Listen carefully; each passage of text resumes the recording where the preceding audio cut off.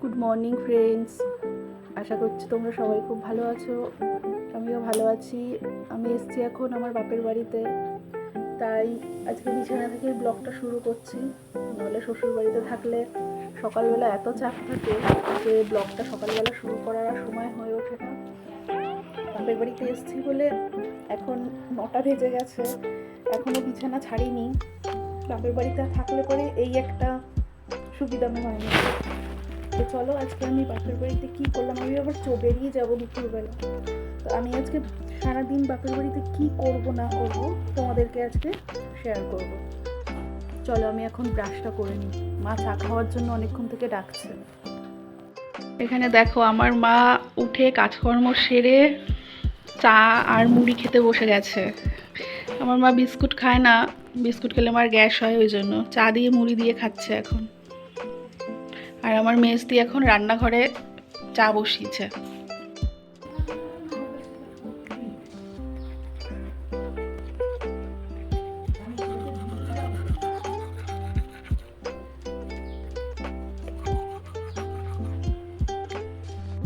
আমার মেজদি আমাকে গরম গরম চা দিয়ে চলে গেছে।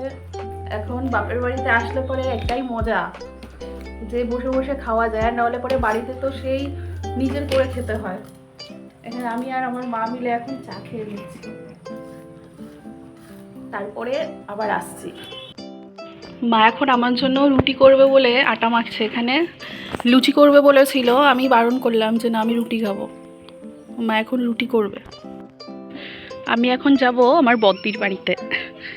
দেখো এখানে কি কিউট কিউট কত বিড়ালগুলোকে দেখো, একটু জাস্ট কি কিউট বিড়ালগুলো। আর এখানে দেখো 3টে বিড়াল, দেখো কত কিউট বিড়ালগুলোকে দেখো জাস্ট একটু। এখানে দেখো কতগুলো বিড়াল, বাড়িতে কত বিড়াল দেখো। আমি এখন যাচ্ছি আমার বদ্দির বাড়িতে। চলো তোমাদের দেখাচ্ছি।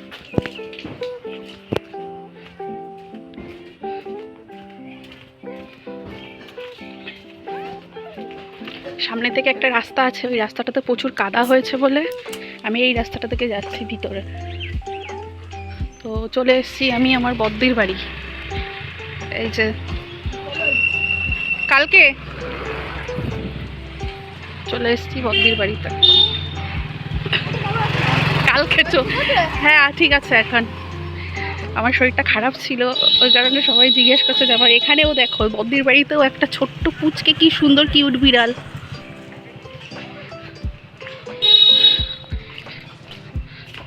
চলে এসেছি আমার বদ্দির বাড়িতে। দিয়ে আমাকে দেখো পায়েস দিয়েছে, পায়েসটা আমি খেয়ে নিই। পায়েস বানিয়েছিল।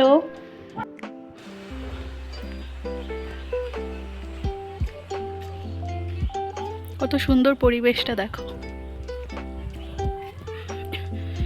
এখানে খুঁড়ে রেখেছে ড্রেন হবে বলে, আমাদের এখানে এখনো ড্রেনের ব্যবস্থা হয়নি। এখানে এরা খুঁড়ছে, ড্রেনের ব্যবস্থা হবে বলে।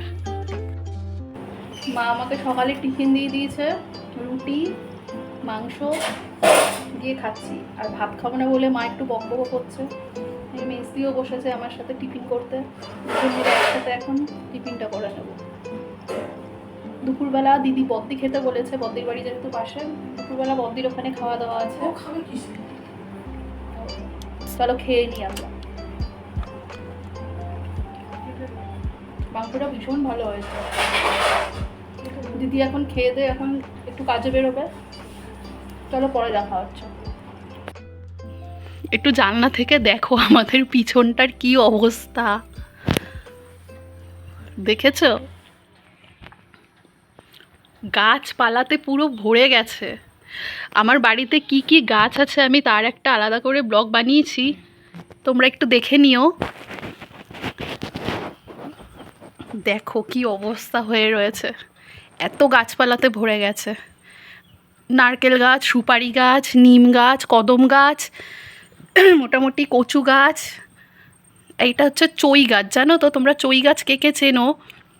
চই গাছ দিয়ে কিন্তু ওষুধ তৈরি হয়, চই গাছ রান্নাতে দিলে পরেও খুব ভালো স্বাদ হয়। তো এখানে একটা চই গাছ হয়েছে, একটা না অনেকগুলো চই গাছই মা লাগিয়েছে। 2টো চই গাছ বিক্রি করাও হয়ে গেছে। চই গাছের কিন্তু অনেক দাম পাওয়া যায়। এক একটা চই গাছ যদি মোটা হয় তো সেই মোটা চই গাছ 10,000, 12,000, 7,000, 8,000 যতটা মোটা হবে সেই অনুযায়ী কিন্তু চই গাছগুলো বিক্রি হয়। কারণ চই গাছের ভীষণ প্রয়োজনীয় গাছ একটা চই গাছ। এর ভিতরে যে কটা সাপ আছে সেটা আমি কিন্তু বলতে পারবো না, যেই কারণে ভয়তে আমি আর ভিতরে গিয়ে ভিডিওটা করিনি। আমি জানলা থেকে দেখাচ্ছি তোমাদেরকে। আমি গাছপালাগুলোর ভিডিও করেছি কিন্তু সেটাও আমি আর ভিতরে যাইনি, আমি বাইরের থেকেই খানিকটা দেখিয়ে চলে এসেছি। বদ্দি খেতে ডেকেছে, আমরা এখন খেতে চলে এসেছি দুপুরবেলা।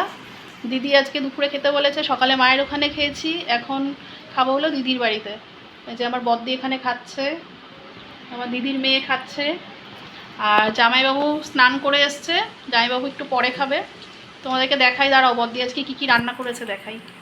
বদ্দি করেছে ওল ভাতে দিয়েছে, কাঁকরোল ভাজা করেছে, পটল পোস্ত করেছে, আর এখানে মাছের ঝোল করেছে। অনেক কিছু রান্না করেছে ও। চলো আমরা খেয়ে নিই আগে, তারপরে আবার কথা বলছি।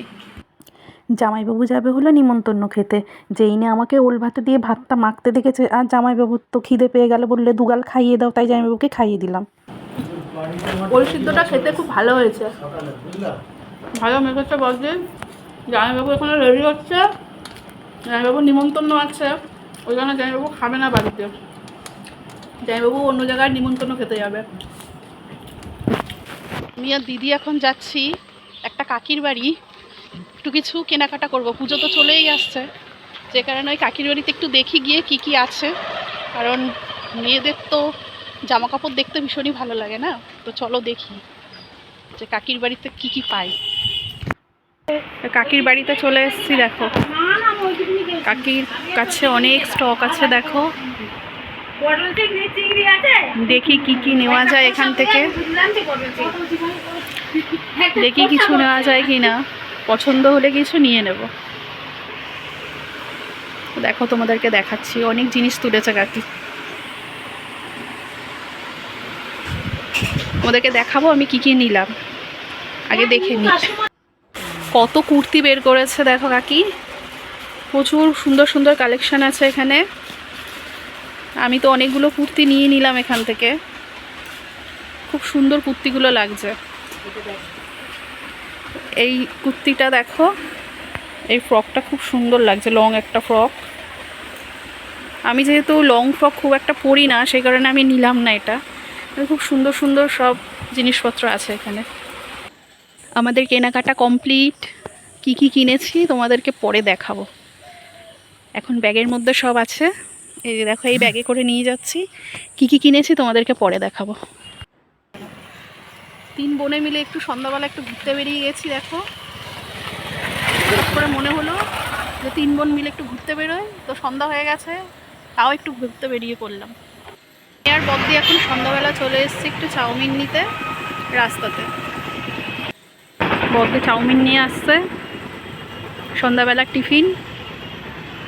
বাড়িতে গিয়ে এখন চাউমিন খাওয়া হবে। দুপুরবেলা আমার বাড়িতে চলে যাওয়ার কথা ছিল, কিন্তু শরীরটা একটু খারাপ লাগছিল বলে আমি আর যেতে পারিনি দুপুরবেলা বাড়িতে। তাই মা বললো আজকের দিনটা থেকে কালকে ভোরবেলা উঠে চলে যাবি। তো মার কথা মতনই তাই করলাম, রাত্রিটা থেকে গেলাম। রাত্রিবেলাও রুটি খেয়ে নিলাম, আমি রুটি দিয়ে চিকেন দিয়ে খেয়ে নিলাম। আর দিদি মার আগে খাওয়া হয়ে গেছে। তো সবাইকে গুড নাইট, সবাই খুব ভালো থাকবেন। আমার